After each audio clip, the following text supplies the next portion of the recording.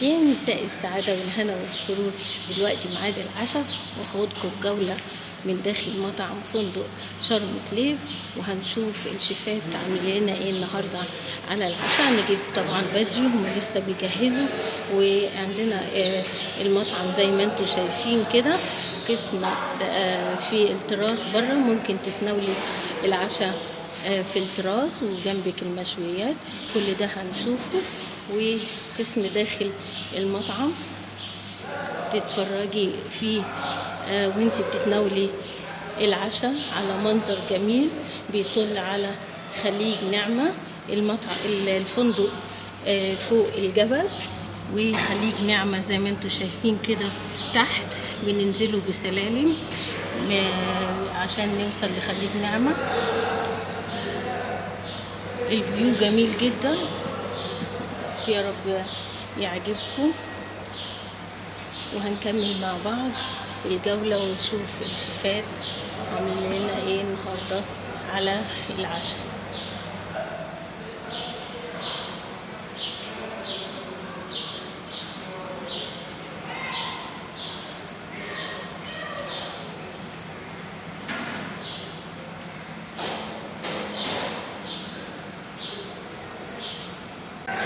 هنبدأ بالسلطات، طبعا أهم حاجة تفتح النفس على الأكل. معانا طبعا الشيف عبد العظيم هيقول لنا معانا سلطات ايه. معانا شوية مخللات، تقسيم مخللات، بطاطس وبتنجان مخلل وخيار ماشي وبتاع وليمون. طبعا أهم حاجة فلفل وليمون مخللات وحضرتك في طحينة هنا، سلطة طحينة وفلفل مخلل وبطاطس وبتنجان مخلل وطحينة وكاتشب. كل ده بالهنا والشفا، يعني ما شاء الله حاجات يعني تفتح النفس، مش محتاجة. هنستعرضها كمان علشان تشوفوا جمال الأكل والتقديم بتاعه.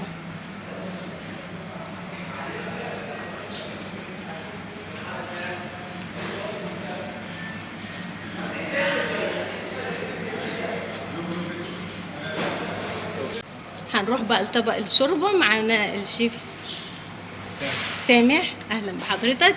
هيقول لنا معاه دلوقتي ايه. دي شوربة كوسة. الشوربة التانية معانا شوربة سي فود. انا بعشق السي فود على فكرة، جميلة. يلا بقى نروح للأطباق الرئيسية. دي داود باشا يا ولا طاجن لسان عصفور وكلمات وخضار بطاطس فرايد وينجز سوتيه لوبيا. معانا هنا الرز. ومعانا الرز. الخضار لازم، الخضار اللي عذر الخضار هيلاقيه ان شاء الله.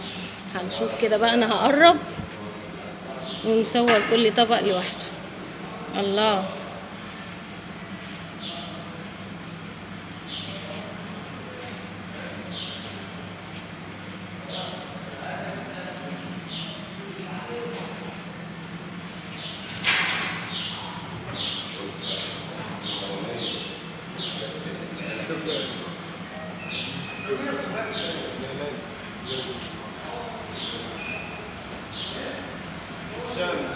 شكرا يا شيف.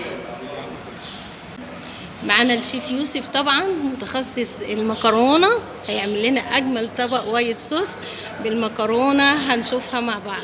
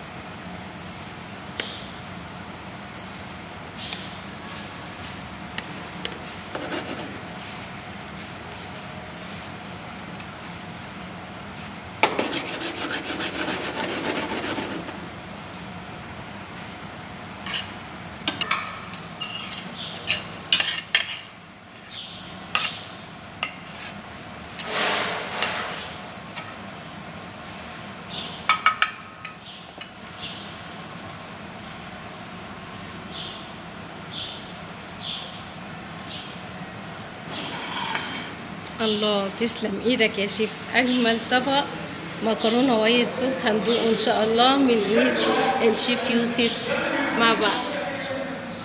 معانا المشويات النهارده، بتشوي لنا ايه؟ كابوريا والسمك بولتي لسه الزيت استنينه يسخن علشان يتقل. استنى بس.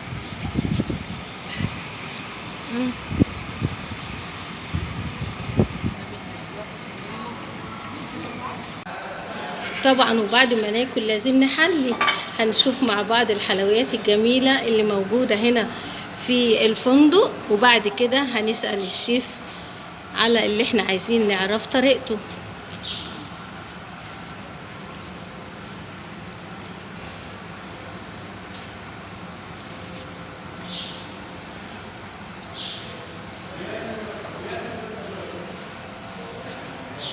الله، الحلويات الشرقية بتتكلم لوحدها. الجلاش والكنافة والبسبوسة. الله، في بسبوسة والألوان اللي في الكوبايات دي مهلبية.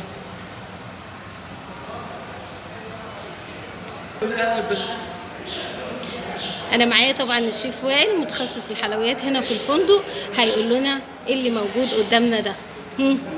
طبعا دي صينية بسبوسة، وانا لسه قايله لك دي عقدتي بتفشل معايا، عمري ما عملت بسبوسة عدل.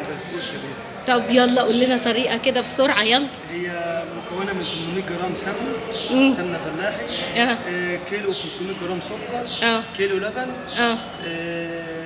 كيلو لبن، 2 كيلو ونص سميد بسبوسة، 200 جرام جوز هند.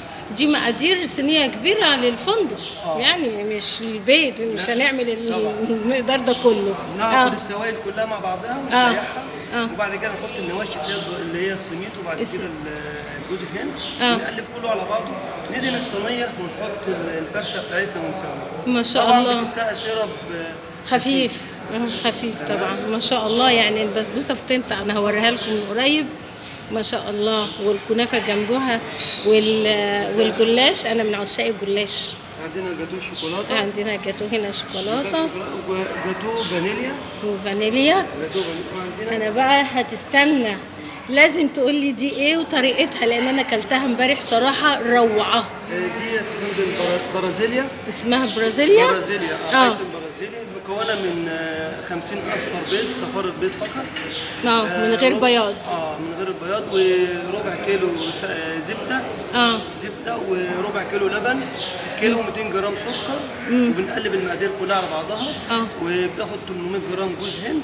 ما شاء الله. كله ببعضه، ونجيب الفورمه اللي احنا بنشتغل فيها، بندهنها زبده ونعفرها بسكر، وبعد كده نحط فيها الفرشه، بتتسوى على بخار ميه. بخار ميه، مش في الفرن ولا في على بخار في صينيه اكبر بيكون فيها ميه.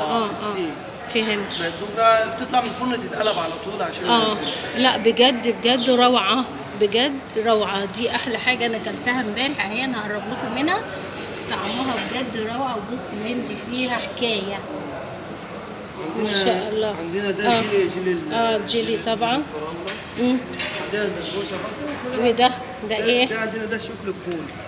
ايوه، شوكليت بول، هو مكون من الزبده برضه، زبده ولبن، سكر بودره، وشوكولاته، وكاكاو، وتقلب المقادير كلها في بعضها، تمام، تخش الفرن وتطلع تتقطع وتتهري. ما شاء الله ما شاء الله. لا بجد الحلويات هنا تحفه. الاصل بتطعم بشوكولاته، تسيب شوكولاته وتطلع كده تبقى كلها شوكولاته. يعني ممكن انا الاصل كده تنزل في الشوكولاته وتطلع وبارده ساقعه، يعني مش سخنه. لا جميله ما شاء الله، تسلم ايديكم. وده نفس كاستر ومهلبيه. كاستر ومهلبيه. انا كده خلصت الجولة في المطعم النهاردة، وشوفنا الاكل اللي نزل وصورت كل شيء. ومعايا دلوقتي الشيف محمود، الشيف العمومي. حابة اسألك يا شيف، بس تقولي مين اللي بيحدد لنا بقى الاكل اللي بينزل لنا كل يوم في المطعم ده؟ المنيو النهارده موجود ليه منيو معين 3 ايام لمدة اسبوع، بيتغير المنيو ما بين شرقي وانترناشونال وايطالي ومكسيكي وصيني. طبعا بنجان متبسة بلدي، قطع حمص، عليهم الشرقي. بحسب المنيو الموجود عندنا يعني المنيو بيتغير كل 3 ايام وبيبقى متعدد ما بين الشرقي والايطالي او الاكل المختلف. يعني تمام. احنا مع المصريين عامه بيبقى كل 4 ايام المنيو متغير.